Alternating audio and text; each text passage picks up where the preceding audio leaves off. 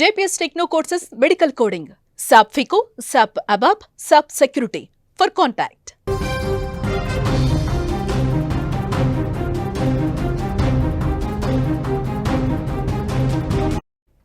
సహస్ర హత్య case mystery వీడింది.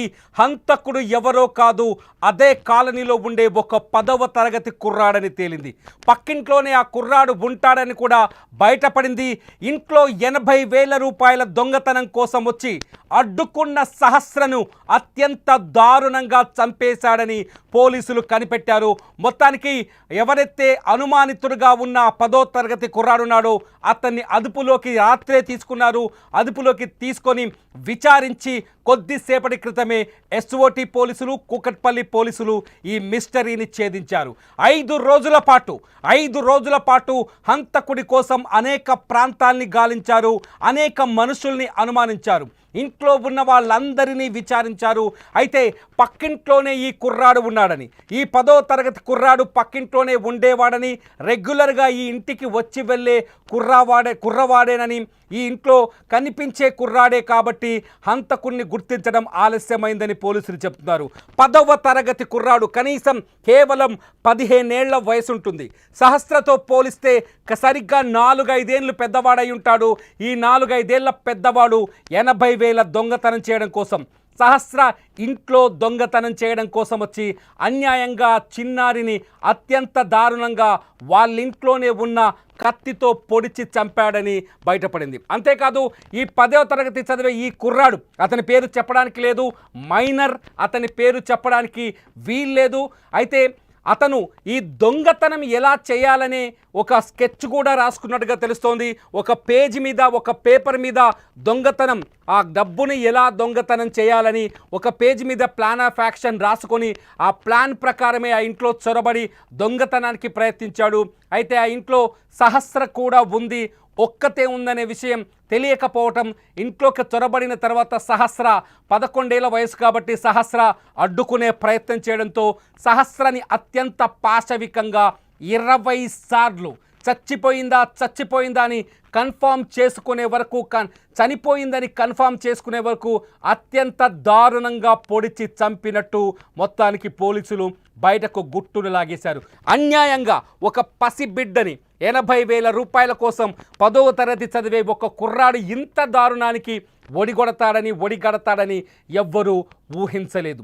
సహస్ర హత్య తర్వాత పోలీసులు దాదాపు 5 బృందాలుగా విడిపోయారు, 5 ప్రాంతాల్లో సంచరించారు. సహస్ర హంతకులను వెతికేందుకు రకరకాల కోణాల్లో విచారణ జరిపారు. ఏదైతే సహస్ర నివాసం ఉంటుందో ఆ ఇంట్లో ఉన్న పురుషులందరినీ తీసుకెళ్ళి విచారించారు. కొన్ని పేర్లను కూడా బయటకు తీసుకొచ్చారు, కొన్ని రకాల కథలు కూడా వెలుగులోకి వచ్చాయి. కానీ ఇవన్నీ అబద్ధాలని, అవాస్తవాలని, కేవలం ఒక 10వ తరగతి చదువుతున్న కుర్రాడు ఈ దారుణానికి ఒడిగట్టాడని చివరికి నిర్ధారణకు వచ్చారు పోలీసులు. సహస్రాన్ని హత్య చేసేందుకు వచ్చిన కుర్రాడు గతంలో కూడా ఈ ఇంటికి పదే వచ్చేవాడని కూడా పోలీసులు స్పష్టత ఇస్తున్నారు, కూకట్పల్లి పోలీసులు. దీంతో ఆ 10వ తరగతి కుర్రాడి ఇంట్లోకి వచ్చి వెళ్ళటాన్ని ఎవరు అనుమానంగా చూడకపోవడం, ఆ కుర్రాడే ఈ హత్య చేసి ఉంటాడని ఎవరు అంచనా వేయకపోవడం, ఆ కుర్రాడి ఇంటికి రెగ్యులర్గా వచ్చేవాడు కావడంతో తెలిసిన వ్యక్తిగా ఇగ్నోర్ చేయటంతో ఈ హత్య కేసు మిస్టరీగా మారింది. కొంతసేపు మిస్టరీగా అంటే హంతకుణ్ణి పట్టుకోవడం అతిపెద్ద సమస్యగా మారింది. కేవలం 10వ తరగతి చదివే ఒక కుర్రాడు ఇంత దారుణానికి ఒడగెడతాడని ఎవ్వరూ అంచనా వేయరు. 10వ తరగతి చదివే ఒక కుర్రాడు ఇంత కిరాతకంగా, ఇంత క్రిమినల్ మెంటాలిటీతో ఉంటాడని, అతని సైకలాజికల్ పరిస్థితి ఏంటని, అతని మానసిక పరిస్థితి ఏంటని ఎవ్వరూ అంచనా కూడా వేయలేదు. సో 10వ తరగతి చదివే ఒక కుర్రాడు ఇంత పకడ్బందీ ప్లాన్ చేసి హత్య చేసి దొరకకుండా తప్పించుకొని తిరుగుతాడని కూడా ఎవరు అంచనా వేయలేదు. బహుశా ఆ ఇంట్లో ఉండేవాళ్ళు కూడా, లేకపోతే ఆ కాలనీలో నివాసం ఉండేవాళ్ళు కూడా ఈ అంచనా వేసి ఉండరు. ఎప్పుడైతే పోలీసులు మఫ్టీలో వచ్చి ఆ బాలుని తీసుకెళ్లారో అప్పటి నుంచి సాధారణ విచారణ అనుకున్నారు. కానీ విచారణలో అసలు విషయం వెలుగులోకి వచ్చినట్టుగా స్పష్టంగా అర్థమవుతోంది. 10వ తరగతి చదివే ఒక కుర్రాడు అన్యాయంగా ఇంత రౌడీలాగా ఇంత క్రిమినల్ లాగా పెద్ద పెద్ద పేరు మోసిన దుండగులు కానీ హంతకులు కూడా చేయలేని స్థాయిలో ఒక పకడ్బందీ ప్రకారం ఒక స్కెచ్ వేసుకొని పేపర్ మీద ఈ మర్డర్ స్కెచ్ రాసుకున్నాడు. చెప్తున్నారు అక్కడున్న పోలీసుల నుంచి అందుతున్న సమాచారం ప్రకారం ఏంటంటే అతని మోటివ్ ఏంటంటే ఎవరైతే సహస్ర ఇంట్లో ఉన్న డబ్బును కొట్టేయాలి. సహస్ర ఇంట్లో వాళ్ళ అమ్మ నాన్న ఇద్దరు జాబ్కి వెళ్తారు, పొద్దున్నే ఇంటికి తాళమేసి వెళ్తారు, ఇల్లు పెంట్ హౌస్లో ఉంటుంది కాబట్టి కింది పోర్షన్స్లో ఉండేవాళ్ళు కావచ్చు, ఆ పెంట్ హౌస్ దగ్గరికి వచ్చే వాళ్ళ సంఖ్య చాలా తక్కువగా ఉంటుంది. ఆ సమయంలో ఆ ఇంట్లోకి చొరబడి డబ్బులు కొట్టేయాలన్నది ఆ కుర్రాడి ప్లాన్. ఆ ప్లాన్ని మొత్తం ఒక పేపర్ మీద రాసుకున్నాడని చెప్తున్నారు పోలీసులు. ఒక పేపర్ మీద ఎలా దొంగతనం చేయాలి, 80,000 రూపాయలని ఎలా దొంగతనం చేయాలని ఒక పేపర్ మీద రాసుకున్నారని పోలీసులు చెప్తున్నారు. ఆ పేపర్ మీద రాసుకున్న తర్వాత అనుకున్నట్టుగానే ఆ పేపర్ మీద తను పెట్టుకున్న ప్లాన్ ప్రకారమే దొంగతనం కోసం ఆ ఇంట్లోకి వచ్చాడు. వచ్చేసరికి ఇంట్లో ఎవరు ఉండరని అనుకున్నాడు బహుశా, కానీ అప్పటికే సహస్ర ఇంట్లో ఉంది. ఎందుకంటే సహస్ర కేంద్రీయ విద్యాలయంలో చదువుతోంది. కేంద్రీయ విద్యాలయంలో చదవడం వల్ల ఆ రోజు సహస్రకి స్కూల్లో స్పోర్ట్స్ ఈవెంట్స్ ఉండటం వల్ల సెలవులు ఇచ్చారు. 5వ తరగతి చదువుతున్న సహస్ర స్కూల్లో సెలవులు ఇచ్చారు. సెలవులు ఇవ్వడంతో సహస్ర ఇంట్లోనే ఉండిపోయింది. ఇంట్లోనే ఉండిపోవడంతో సహస్ర ఇంట్లుందనే విషయాన్ని ఆ కుర్రాడు ఎవరైతే హత్యకు పాల్పడ్డాడో 10వ తరగతి కుర్రాడు అంచనా వేయలేదు. అంచనా వేయకపోవడం వల్ల ఊహించని విధంగా సహస్ర ఎదురుపడింది ఇంట్లో. దీంతో దొంగతనం చేసే సమయానికి సహస్ర చూడటం, ఆ సహస్ర దొంగతనాన్ని అడ్డుకునే ప్రయత్నం చేయడంతో ఇష్యూ పెద్దగా అవుతుందని, విషయం బయటకు వస్తుందని భావించిన ఆ 15 ఏళ్ల కుర్రాడు, బహుశా అతని వయసు 15 ఏళ్ళు ఉంటుందని పోలీసులు ఒక అంచనాకు వచ్చారు. సో దీంతో సహస్రని ఆ విషయం చెప్పకుండా చేసే ప్రయత్నం చేశాడు. దీంతో ఫస్ట్ ఏం చేయాలో ఆలోచించిన వ్యక్తి సహస్రని ఎలా ఆపాలో అతనికి అర్థం కాలేదు. ఇంట్లో కిచెన్లోనే ఉండే కత్తిని తీసుకొని సహస్ర పైన అత్యంత పాశవికంగా దారుణంగా దాడికి దిగినట్టు తెలుస్తోంది.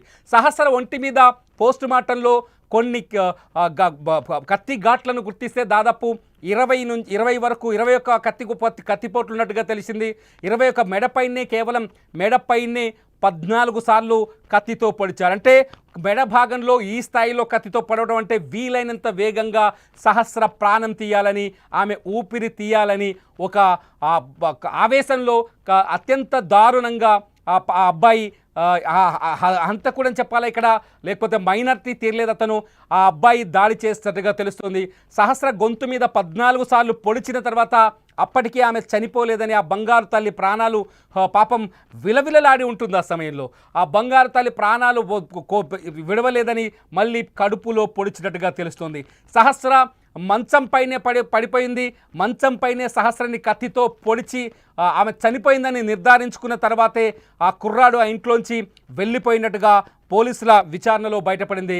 అత్యంత పాశవికమైన సంఘటన ఇది. నిజంగా ఒక 10వ తరగతి చదివే కుర్రాడు ఒక క్రిమినల్ లాగా ఆలోచిస్తాడని సమాజం ఎవ్వరూ అంచనా వేయలేం. నిజంగా ఒక్క మాటలో చెప్పాలంటే అంచనాకు చిక్కని అంతు చిక్కని నేరాలు జరుగుతున్నాయని చెప్పడానికి మనుషుల మైండ్ సెట్ వయస్సుతో సంబంధం లేకుండా మనుషుల మైండ్ సెట్ ఏ స్థాయిలో ఉంటుందో, ఎంత క్రిమినల్గా ఆలోచిస్తున్నారో మనుషులు ఒక్కసారి ఆలోచించవచ్చు.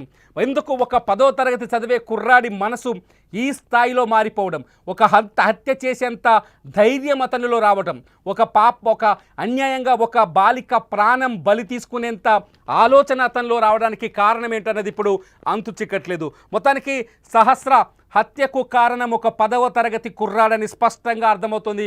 కొద్దిసేపటి క్రితమే కూకట్పల్లి పోలీసులు ఈ విషయాన్ని నిర్ధారించారు. హంతకుణ్ణి నిన్న సాయంత్రమే అదుపులోకి తీసుకున్నట్టుగా తెలుస్తోంది. ఆ బాలుని తీసుకెళ్లి విచారించిన తర్వాతే పూర్తి వివరాల్ని బయట పెట్టినట్టుగా తెలుస్తుంది. బాలుని నిన్న మఫ్టీలో వచ్చి పోలీసులు ఇక్కడ నుంచి తీసుకెళ్ళినట్టుగా తెలుస్తుంది. అయితే ఎప్పుడైతే ఇక్కడ విచారణ మొదలైందో, ఎప్పుడైతే ఆ బాలుని తీసుకెళ్లిన తర్వాత కొంత కాలనీలో కూడా చాలా కొంత చర్చ జరిగింది. ఏంటంటే అందరినీ వరుసగా విచారించడం, సహస్ర హంతకుడు దొరకపోవడంతో కొంత ఆందోళన చెలరేగింది కాలనీలో. నిన్న సహస్ర హంతకులు పైన ఎవరి ఇష్టం వచ్చిన వాదనలు వాళ్ళు చేయటం, కొంత ఎవరిని పడితే వాళ్ళని అనుమానించడంతో కొంత ఆందోళన కూడా కలిగింది. కానీ ఒక 10వ తరగతి కుర్రాడు నిజంగా ఒక హత్య చేయడానికి ఏదో ఒక రీజన్ ఉంటుంది. ఈ సహస్ర మర్డర్ని మనం చూస్తే 20 సార్లు కత్తితో ఆమె పైన దాడి చేయడంతో మనం అనుకున్నాం ఇది ఖచ్చితంగా కుట్రపూరితమైన మర్డర్ అయి ఉంటుందని చాలామంది ఎక్స్పెక్ట్ చేశారు. పోలీసులు అదే చెప్పారు. మనం కూడా గతంలో జరిగిన ఇన్సిడెంట్స్ ఆధారంగా చూస్తే చాలా కుట్రపూరితంగా కఠినాతి కఠినమైన అంటే ఒక పగతో రగిలిపోయే వ్యక్తులు మాత్రమే ఇటువంటి హత్యలు చేస్తారు కాబట్టి సహస్రని చంపిన వాళ్ళ వెనుక ఏదో పెద్ద మోటివ్ ఉందని అందరూ అంచనా వేశారు. సహస్రని చంపడానికి ఖచ్చితంగా పాత కక్షలో పాత పగలో అయ్యి ఉంటాయని కూడా అంచనాలు వేశారు. ఈ నేపథ్యంలోనే సహస్ర కుటుంబ సభ్యుల నుంచి కూడా వీలైనంత ఎక్కువ సమాచారాన్ని తీసుకునేందుకు పోలీసులు ప్రయత్నించారు. 2-3 సార్లు వాళ్ళని స్టేషన్కి పిలిచి వాళ్ళ దగ్గరున్న అనుమానాలు కావచ్చు, వాళ్ళకి కలిగిన అనుమానాలు కావచ్చు, వాళ్ళకి గతంలో ఉన్న విభేదాలు లేకపోతే పాత శత్రువులు కావచ్చు, వీళ్ళందరికీ సంబంధించిన సమాచారాన్ని కూడా తీసుకునే ప్రయత్నం చేశారు. ఆ తర్వాత సహస్ర తల్లిదండ్రిని కూడా విచారించారు. తల్లిదండ్రుల దగ్గర నుంచి కూడా వీలైనంత ఎక్కువ సమాచారం తీసుకునే ప్రయత్నం చేశారు. అంతేకాదు సహస్ర హత్యకు గురైన ఇల్లుంది కదా, ఆ ఇంట్లో ఉండే మనుషులని పురుషులను కూడా తీసుకెళ్లారు. కొందరు పేర్లను కూడా కొంత అనుమానించారు. ఒక దశలో కొంత అనుమానించారు. ఆ తర్వాత వారిని విచారించిన తర్వాత ఎటువంటి అనుమానాలు లేవని వాళ్ళని వదిలేశారు. అంటే సాధారణంగా ఆడపిల్లలు ఉన్న వాళ్ళు కానీ తల్లిదండ్రులు కానీ పిల్లలు కలిగిన వ్యక్తులు ఎవరు ఇటువంటి దారుణానికి పాల్పడరు. ఎదుటి వాళ్ళ పిల్లలను అత్యంత దారుణంగా చంపాలనే ఆలోచన ఎవరి మనసులో కానీ మెదడులో కానీ చేతులు రావు. ముందస్తుగా మొదట చంపాలనే ఆలోచన రాదు, దానికి చేతులు కూడా రావు.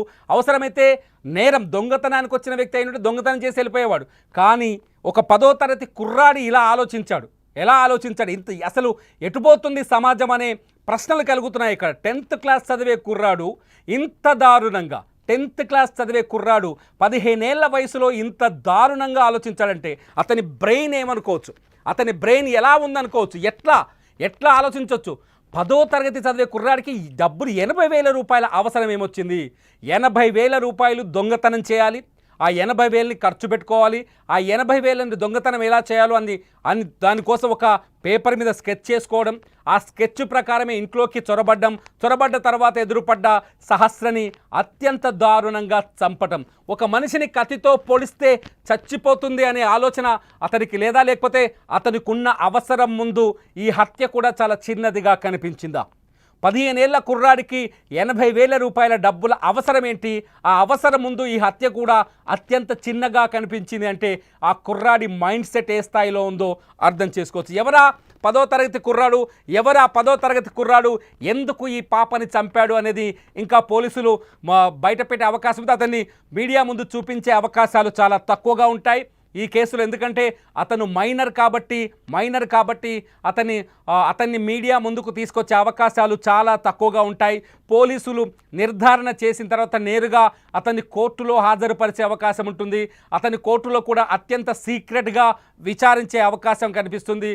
అంతేకాదు అతను ఇంత దారుణానికి ఒడిగట్టడానికి కారణాలు ఏంటనేది కూడా విచారించే అవకాశం కనిపిస్తుంది. కానీ మొత్తానికి ఆ సహస్ర తల్లిదండ్రులకు తీరని దుఃఖాన్ని మిగిల్చాడు ఆ 10వ తరగతి కుర్రాడు. సహస్రని ఎంతో అల్లారు ముద్దుగా ప్రేమగా పెంచుకున్నారు సహస్ర తల్లి రేణుక, తండ్రి కృష్ణ. వాళ్ళు ఎంతో ఇష్టంగా కష్టపడి వాళ్ళ మదర్ మాట్లాడుతుంటే మనకు అనిపిస్తుంది, నా కూతురు కోసం రూపాయి పోగేసి నేను గవర్నమెంట్ దగ్గర కొన్ని పోస్ట్ ఆఫీస్లో పాలసీలు కడుతున్నాను, నా బంగారు తల్లిని చాలా కాలికి మట్టంటకుండా పెంచాలనుకున్నాను అని ఎంతో బాధతో ఆమె చెబుతున్న మాటలు వింటుంటే కళ్ళలోంచి అసలు గుండె రగిలిపోతుంది, గుండెలోంచి దుఃఖం పొంగుకొస్తుంది. ఆ తల్లి మాటలు విన్న తర్వాత ఆ తల్లి ఆక్రందన చూడొచ్చు, సహస్ర మృతదేహాన్ని చూసి ఆ తల్లి ఏడ్చిన తీరు చూడొచ్చు. కానీ ఇక్కడ చాలా భయపడాల్సిన విషయం ఏంటంటే, ఇక్కడ భయపడాల్సిన విషయం చాలా పెద్దది ఉంది. ఎందుకంటే పిల్లలే ఇక్కడ హత్యకు గురైంది కూడా ఒక అమాయకమైన బాలిక, హత్య చేసింది 15 ఏళ్లలోపు ఉన్న ఒక బాలుడు. అతను మైనర్ కాబట్టి అతని పేరు చెప్పడానికి లేదు, మైనర్ కాబట్టి 10th క్లాస్ స్టూడెంట్ కాబట్టి అతని ఫోటో చూపించడానికి, అతని వివరాలు పూర్తి స్థాయిలో చెప్పడానికి వీలు లేదు, చట్టం దానికి అంగీకరించరు. కానీ ఆ తల్లి ఏడుస్తుంటే వాళ్ళ అమ్మ ఏడుస్తున్నట్టుగా ఆ హత్య చేసిన కుర్రాడికి కనిపించలేదా? రేణుక తన కూతురు కోసం బోరున విలపిస్తుంటే ఆ బాధ ఆ హత్య చేసిన కుర్రాడికి కనిపించలేదా? వాళ్ళ అమ్మ రేణుక ఒకే వయసులో ఉండి ఉంటారు. అటు ఇటు రమారమి ఈ రేణుక ఎవరైతే ఈ సహస్ర సహస్ర తల్లి రేణుక ఉందో ఆ రేణుక అట్లాగే హత్య చేసినట్టుగా చెబుతున్న ఆ కుర్రాడి తల్లి ఒకే వయసులో ఒకే స్థాయిలో ఒకే ఏజ్లో ఉండుంటారు. ఈ అమ్మ ఎంతో ఆ అమ్మ కూడా అంతే. ఈ అమ్మకు ఎంత దుఃఖం కలుగుతుందో ఆ అమ్మకు కూడా అంతే దుఃఖం కలుగుతుంది. ఈ అమ్మ ఏడుస్తుంటే తన తల్లి ఏడ్చినట్టుగా కుర్రాడు భావించలేదా? అన్యాయంగా తనకంటే కేవలం 3-4 ఏళ్ల వయసు తక్కువ ఉన్న చిన్నారిని చంపాలన్న ఆలోచన తనకి ఎందుకు వచ్చింది? మొదటి నుంచి ఇక్కడ మనం అనుకుంటున్నాం హంతకుడు ఎక్కడో లేదు, ఆ పరిసర ప్రాంతాల్లోనే ఉంటాడు. ఎందుకంటే ఆ బిల్డింగ్లో కూడా ఉండొచ్చు అనే అంచనాలు మొదటి నుంచి ఎందుకు వచ్చాయి? ఎందుకంటే పోలీస్ జాగిలం ఆ బిల్డింగ్ని దాటి 100 మీటర్లు పరిధిని దాటి ఎక్కడికి వెళ్ళలేదు. Reason number 1. Reason number 2 police జాగిలంతో పాటు అక్కడున్న సీసీ కెమెరాల్లో కూడా ఏ హంతకుడు ఏ వ్యక్తి అనుమానాస్పదంగా కనిపించలేదు. కొంత వాళ్ళ ఫాదర్ ఉదయం చెప్పారు, కొంత సీసీ కెమెరాల్ని మరింత లోతుగా పరిశీలించాలి, ఒక వ్యక్తి గేటు లోపలికి వెళ్ళి బయటకు వస్తున్నట్టుగా అనుమానాలు కలిగాయని వాళ్ళ తండ్రి చెప్పాడు. తండ్రి చెప్పిన నేపథ్యంలో అనుమానాలు కలిగించే విధంగా కొంత విచారణ జరిపించాలన్న ఫాదర్ కోరారు సహస్ర తండ్రి. అయితే సీసీ కెమెరాలో కూడా ఈ బాలుడికి సంబంధించిన ఎటువంటి దృశ్యాలు పూర్తిగా దొరకలేదని, తర్వాత పరిశీలనలో సీసీ కెమెరాలో ఉన్న విజువలే కూడా ఒక కారణమని చెప్తున్నారు. సీసీ కెమెరాలో కనిపించిన ఆ విజువల్ ఆధారంగానే ఈ కేసుని ఛేదించారని చెప్తున్నారు. ఏది ఏమైనా సహస్ర హంతకుడైతే దొరికాడు. 5 రోజులుగా అటు పోలీసులని తిప్పలు పెట్టిన ఈ హంతకుడు సహస్ర తల్లిదండ్రులకు తీరని దుఃఖాన్ని మిగిల్చిన ఈ హంతకుడు దొరికాడు. 10వ తరగతి చదువుతున్న ఒక కుర్రాడు 80,000 కోసం చేసిన చోరీలో అన్యాయంగా బంగారు తల్లి సహస్ర బలైపోయింది.